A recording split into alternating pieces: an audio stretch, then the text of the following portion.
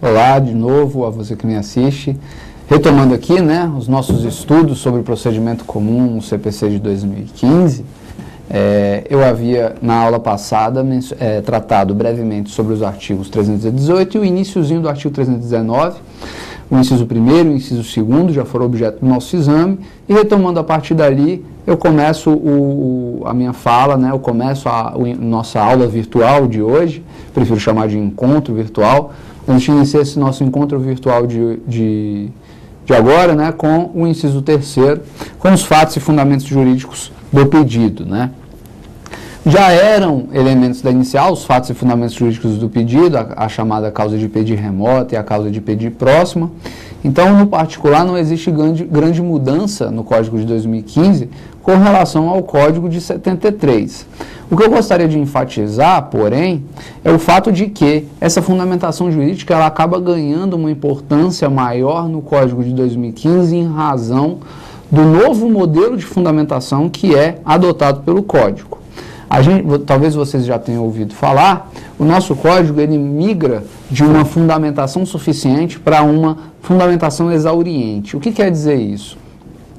Não basta mais que o órgão julgador se valha de uma série de princípios sem demonstrar aplicabilidade prática do princípio ao caso concreto, ou que se valha de conceitos abertos, termos indeterminados, ou que lance mão de decisões modelo, decisões standard, né, decisões padronizadas, a pretexto de se desincumbir do seu dever de fundamentação das decisões judiciais.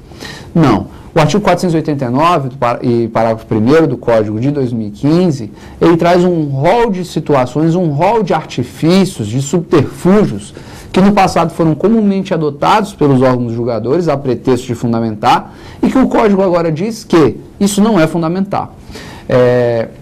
Um desses incisos do parágrafo 1º fala que não se considerará motivada ou adequadamente motivada a decisão judicial que não enfrentar todos os argumentos havidos no processo, os ventilados no processo, suscetíveis de influenciar a conclusão judicial. Então, se eu tenho uma decisão judicial que julga procedente um pedido, mas não examina todos os argumentos invocados pelo réu na sua contestação e que tinham o condão de influenciar naquela conclusão a que chegou o órgão julgador, essa decisão não se considerará adequadamente fundamentada. O réu, no caso, poderá lançar mão dos embargos de declaração, porque essa decisão será considerada omissa na linha do artigo 1022 do Código de Processo Civil, que trata dos embargos de declaração, inclusive fazendo remissão ao artigo 489, parágrafo 1º, ou, se esses embargos não forem acolhidos, se valer de um recurso de apelação ou dos recursos subsequentes para fazer valer o artigo 489, parágrafo 1º. Então, a partir do momento que todos os argumentos suscetíveis de influenciar a conclusão judicial passam a ser necessariamente abordados ou passam a ter de ser necessariamente abordados pela decisão judicial, isso faz sim com que a fundamentação jurídica ganhe um relevo muito importante. Claro que no passado, ao fazer a minha petição inicial, eu já buscava fundamentá-la juridicamente da melhor maneira possível, da maneira mais completa possível. O que eu estou dizendo agora é que a fundamentação jurídica que vai embasar o pedido numa petição inicial, numa peça vestibular, isso ganha importância na medida em que pode funcionar como um parâmetro de controle da validade daquela decisão judicial que ainda nem sequer foi proferida. O que eu estou querendo dizer? Aquilo que eu eventualmente alegar numa petição inicial, se não adequadamente enfrentado pela futura sentença que vier a julgar essa ação, e se aquele argumento que eu trouxe, se aquele fundamento jurídico que eu trouxe, tinha o condão de influenciar naquela conclusão, e ainda assim não foi abordada, não foi enfrentada, se aquele argumento não foi enfrentado, não foi abordado pela sentença, eu terei sim argumentos robustos para poder me resignar, para poder me insurgir contra aquela decisão judicial. Então, é nesse sentido que, na linha do inciso 3º, que é o objeto dos nossos estudos agora, é na linha dessa argumentação que eu digo que é fundamento jurídico, que a fundamentação jurídica da petição inicial, que a causa de pedir próxima, ganha um relevo importantíssimo no Código de 2015. no sentido de funcionar como um parâmetro de controle, um potencial parâmetro de controle, com relação àquela decisão que vier a ser proferida no futuro e que não aborde adequadamente todos aqueles fundamentos suscitados no inicial e suscetíveis de influenciar na conclusão do julgamento. Pois bem, com relação ao inciso 4º, o inciso 4º que fala do pedido e das suas especificações, não há grandes mudanças em relação ao Código de 73. Apenas para falar rapidamente, eu continuo tendo a possibilidade de acumulação de pedidos, acumulação própria, simples e sucessiva, acumulação imprópria, alternativa e subsidiária ou eventual, com os mesmos requisitos, né? Identidade de procedimento como regra, competência do juízo, de que não haja incompatibilidade entre os pedidos. Claro que essa incompatibilidade ela só vincula como requisito a acumulação própria. Na acumulação imprópria, os pedidos eles podem e naturalmente serão incompatíveis. Eu continuo tendo, com relação ao pedido, a possibilidade de deduzir um pedido genérico nas hipóteses legais, ou seja, formular um pedido indeterminado quando a determinação do pedido depender de providência ser praticada pelo réu, ou quando a extensão das consequências do ato ilícito não puderem ser prontamente identificadas pelo autor para poder deduzir a sua pretensão, ou ainda nas ações universais. Nessas três hipóteses, ações universais, quando a determinação do pedido depender de providência ser praticada pelo réu, ou quando eu não tiver condições no momento do ajuizamento da ação de bem aferir a extensão das consequências de um ato ou fato ilícito, em todas essas situações, o meu pedido poderá ser genérico. Uma coisa importante com relação a esse ponto, né, no Código de 2015, é o reforço de que o juiz deverá, mesmo em caso de pedido genérico, tendo condições para isso, sempre proferir uma sentença líquida. Quer dizer que, ainda que haja um pedido genérico deduzido pelo autor, se no curso do processo o juízo conseguiu ter acesso aos dados necessários para proferir uma sentença líquida, apta, portanto, ao seu imediato cumprimento, ele deverá fazê-lo. Só não deverá fazê-lo se for inviável essa determinação no momento da prolação da sentença, ou se, para proferir uma sentença líquida, o juiz sentir a necessidade ou verificar a necessidade de protelar, procrastinar o andamento do feito. Então, se for impossível proferir uma sentença líquida em razão dos dados obtidos no curso do processo, ou se, para proferir uma sentença líquida, o juiz ter de procrastinar, protelar a decisão, e isso ensejar morosidade na prestação jurisdicional, em afronta à razoável duração do processo, nessas duas hipóteses, aí sim, ele poderá proferir uma sentença ilíquida. Mas a sentença ilíquida, ela é subsidiária, residual. Somente terá lugar quando for inviável a prolação de sentença líquida. Em se tratando de sentença ilíquida, a liquidação, a determinação de eventual quantum debeatur, do quanto é devido, se fará pelos meios da liquidação, pelas vias da liquidação. Que vale dizer, no Código de 2015, saem de 3 para 2. O Código de 73 falava da liquidação por cálculos, da liquidação por arbitramento e da chamada liquidação por artigos. O Código de 2015 elimina a liquidação por cálculos, coisa que uma espécie de liquidação que a doutrina e a jurisprudência já haviam esvaziado bastante, não é? E mantém a liquidação por arbitramento, modificando o nome da liquidação por artigos para liquidação por procedimento comum.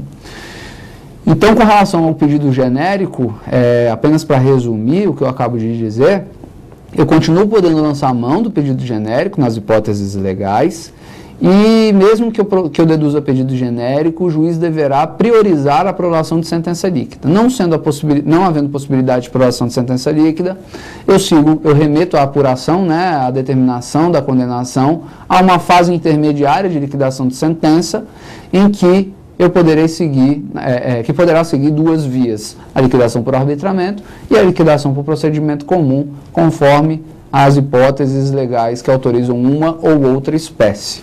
Pois bem, ainda com relação ao pedido, ele deve ser interpretado de boa fé. Eu tenho, além do pedido, ainda na parte do pedido, os chamados pedidos implícitos ou efeitos anexos da sentença, que são aqueles pedidos que, ainda que não sejam expressamente formulados pelo autor, o juiz necessariamente haverá sobre eles de proferir alguma decisão, sem que isso torne a decisão ultra petita. E aí eu menciono os juros de mora, a correção monetária, os honorários, os ônus sucumbenciais de maneira geral e as prestações vincendas em ações que envolvam trato sucessivo. Vamos exemplificar. Os juros de mora, por incidência legal, por imposição legal, eles vão apenar, eles vão sancionar a mora daquele que indevidamente resistiu no processo. A correção monetária, ela não traz nenhum ganho patrimonial pelo autor. Por força também de lei, a correção monetária ela tem a finalidade de apenas preservar o poder de compra de determinado numerário, de determinado valor. Então, ela também vem, por força de lei, como algo que o juiz poderá naturalmente prever em sua decisão, independentemente de haver prévia e expressa requisição na inicial por parte do autor. Com relação aos ônus sucumbenciais, eles também são uma sanção compensatória imposta pelo juiz no momento em que diz quem, sucumbindo, deu causa indevida à demanda. Sucumbência e causalidade são as notas, são os critérios que vão embasar, né, que vão justificar a fixação de honorários. E o juiz vai decidir a respeito dos honorários e dos ônus sucumbenciais de maneira geral, independentemente de requerimento da parte. Com relação às prestações vincendas, pegue-se o seguinte exemplo. Supondo que alguém tenha uma relação comigo em que deva me pagar periodicamente determinada quantia. Uma ação de aluguel, uma relação de aluguel, por exemplo. Se uma determinada parte deixa de pagar 1, 2, 3 meses e eu ingresso com uma ação de cobrança, mas no curso dessa ação de cobrança, o réu da ação de cobrança deixa de pagar o 5º, 6º, 7º meses. Não faria sentido, vocês vão de concordar comigo, que o juiz julgasse procedente o meu pedido, se fosse o caso de procedência, e se restringisse aqueles 3 meses já vencidos quando do ajuizamento da ação. Por que não faz sentido? Porque tudo bem, eu ganharia os 3 meses, mas haveria necessidade que eu entrasse com uma outra ação pleiteando outros 3 meses, referentes ao 7º, 8º e 9º, ao 4º, 5º, 6º mês, por exemplo.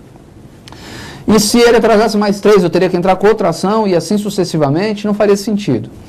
Então, como a sentença leva em consideração o estado de coisas no momento da sua prolação, não necessariamente o estado de coisas no momento do ajuizamento da demanda, aliás, é isso que justifica o poder do juiz, mesmo de ofício, reconhecer fato e direito superveniente, justamente pelo fato de a sentença priorizar, privilegiar o estado de coisas no momento da sua prolação, é que o juiz poderá, como um efeito anexo da sentença, como um pedido implícito, sem que a decisão seja ultra petita, condenar o réu também naquelas prestações vencidas no curso do processo. Seria ilógico que fosse o contrário.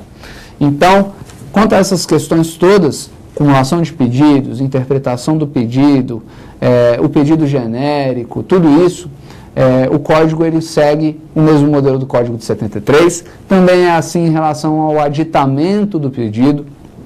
O autor pode promover o aditamento do pedido, da causa de pedir, até a citação do réu, ou após independentemente de anuência, depois da citação do réu com a anuência do réu, porque já triangularizada a relação processual, e ainda que com a anuência do réu, somente até a estabilização da demanda, que ocorre com o saneamento e organização.